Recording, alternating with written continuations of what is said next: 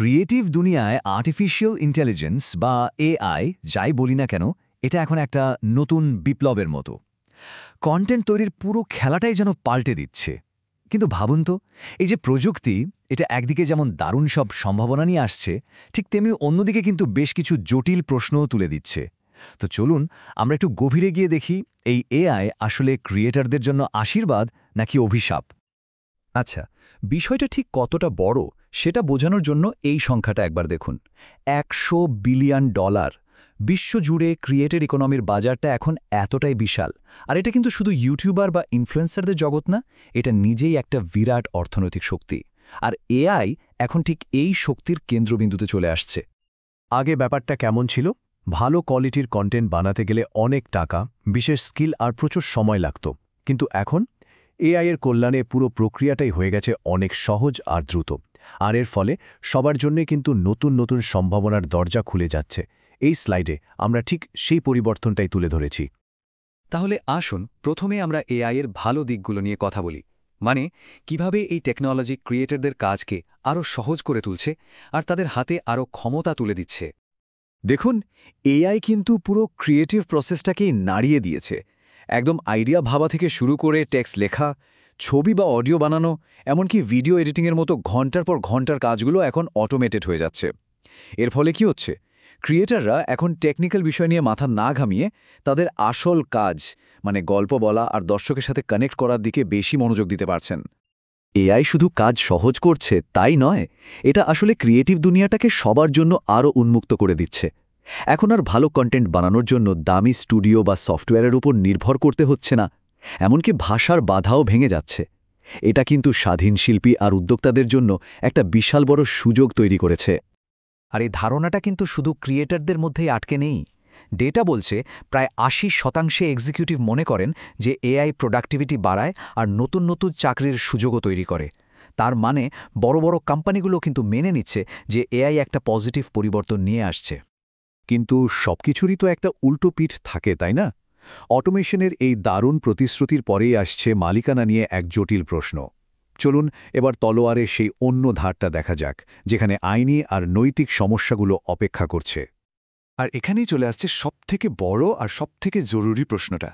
যখন একটা মেশিন কিছু তৈরি করে, তখন সেটার আসল লেখক কে? এই একটা প্রশ্নই কিন্তু পুরো আইনি ব্যবস্থাকে একটা বিরাট চ্যালেঞ্জের মুখে ফেলে দিয়েছে। এই কনফিউজিং সিচুয়েশনের মধ্যে অ্যামাজনের একটা নতুন পলিসি আমাদের একটা পরিষ্কার ধারণা দেয়। তারা দুটো ভাগ করেছে। একটা হলো এআই জেনারেটেড, মানে যেটা পুরোপুরি এআই দিয়ে তৈরি, এটা ডিসক্লোজ করতে হবে। আরেকটা হলো এআই অ্যাসিস্টেড, যেখানে মানুষ কিছু তৈরি করেছে আর এআই শুধু একটু সাহায্য করেছে। এটার কথা জানানোর দরকার নেই। এই পার্থক্যটা কিন্তু খুবই গুরুত্বপূর্ণ। তাহলে আসল আইনি প্যাচটা কোথায় জানেন? ব্যাপারটা হলো, কপিরাইট পেতে হলে সেখানে মানুষের ক্রিয়েটিভিটি বা সৃজনশীলতার একটা ছাপ থাকতে হবে। আমেরিকার কপিরাইট অফিস তো একদম পরিষ্কার করে বলে দিয়েছে, যদি একটা মেশিন নিজে থেকে কিছু একটা বানিয়ে ফেলে যেখানে কোনো মানুষের বুদ্ধি বা সৃজনশীলতার ছোঁয়া নেই, তাহলে সেটার ওপর কোনো কপিরাইট হবে না। একদম সোজা কথা। এই আইডিয়াটা সবথেকে বড় পরীক্ষার মুখে পড়েছিল ডাবাস নামের একটা এআই সিস্টেমকে নিয়ে। এর যিনি নির্মাতা, তিনি একটা পেটেন্টের আবেদনে উদ্ভাবক হিসাবে কোনো মানুষের নাম না দিয়ে সরাসরি এই এআই সিস্টেমটার নাম দিয়ে দেন। এটা ছিল পেটেন্ট আইনের জন্য একটা যুগান্তকারী মুহূর্ত। আর এর ফলে যে আইনি প্রশ্নটা সবার সামনে চলে আসে, সেটা হলো, একটা মেশিন বা এআই কি আইনত একজন উদ্ভাবক হতে পারে? এই প্রশ্নের উত্তরের উপর কিন্তু ভবিষ্যতের অনেক কিছুই নির্ভর করছে। আর এই একটা প্রশ্নের উত্তরেই কিন্তু সারা বিশ্বের আদালতগুলো একদম দুই ভাগ হয়ে গেছে। একদিকে দেখুন ইউকে, ইউরোপিয়ান ইউনিয়ন, আমেরিকা, এদের পেটেন্ট অফিসগুলো সোজা সাপটা বলে দিয়েছে, না, উদ্ভাবক মানে মানুষ হতে হবে, ব্যাস। কিন্তু অন্যদিকে 2021 সালে সাউথ আফ্রিকা যা করল সেটা একটা ইতিহাস। তারা ডাবাসকে পেটেন্ট দিয়ে দিল, ভাবা যায়? প্রশ্ন একটাই, কিন্তু উত্তর দেখুন কেমন দুই রকম। এই যে আইনি বিতর্ক চলছে, এর পাশাপাশি এআই কিন্তু ক্রিয়েটার ইকোনমির টাকা পয়সার দিকটাকেও পুরোপুরি বদলে দিচ্ছে। চলুন এবার দেখি এটা মার্কেট আর চাকরির ওপর ঠিক কী ধরনের প্রভাব ফেলছে। এই চার্টটা একবার দেখুন। এআই দিয়ে কন্টেন্ট বানানোর পেছনে যে খরচ, সেটা রকেটের গতিতে বাড়ছে। মাত্র কয়েক বছরেই এই খাতে বিনিয়োগ এতটাই বেড়েছে যেটা পরিষ্কার, এআই এখন আর কোনো পরীক্ষামূলক প্রযুক্তি নেই, বরং এটা ইন্ডাস্ট্রির একটা মেন পার্ট হয়ে গেছে। এবার একটু ভবিষ্যতের দিকে তাকানো যাক। ধারণা করা হচ্ছে এআই কন্টেন্ট মার্কেটিংয়ের বাজার মাত্র 10 বছরে প্রায় 10 গুণ বেড়ে যাবে। এই যে অসম্ভব বৃদ্ধি, এটাই প্রমাণ করে যে এই ট্রেন্ডটা সহজে থামার নয়। আর যদি আমরা পুরো ডিজিটাল কন্টেন্ট তৈরির বাজারটার দিকে তাকাই, তাহলে সংখ্যাটা আরও অবাক করার মতো। আশা করা হচ্ছে 2029 সালের মধ্যে এই বাজার $57 বিলিয়ন ছাড়িয়ে যাবে। আর এই বিশাল গ্রোথের পেছনে অন্যতম বড় একটা কারণ হল এআই। তাহলে এর ফলে চাকরির বাজারে কি হবে? হ্যাঁ, এটা ঠিক যে লেখক, ভিডিও এডিটর বা গ্রাফিক ডিজাইনারদের মতো কিছু চিরাচরিত কাজে এর প্রভাব পড়তে পারে, কিন্তু একই সঙ্গে কন্টেন্ট কিউরেটর, প্রম্পট স্পেশালিস্ট বা এআই গভর্নেন্স এক্সপার্টের মতো একদম নতুন ধরনের কাজের সুযোগও তৈরি হচ্ছে।